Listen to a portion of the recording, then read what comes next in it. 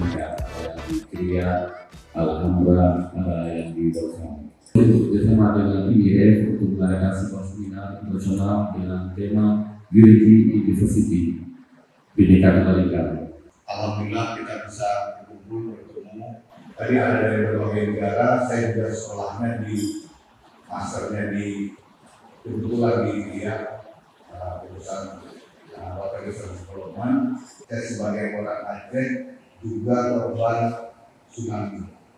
Saya nggak tahu ini tepat atau tidak disampaikan di depan para pengawal filsafat, Muslimin, fikih, Islam, akidah, ilmu tauhid, ya. Tapi keberagaman tadi, semangat menjadikan semangat gotong royong di Aceh ada yang terus pasca tsunami.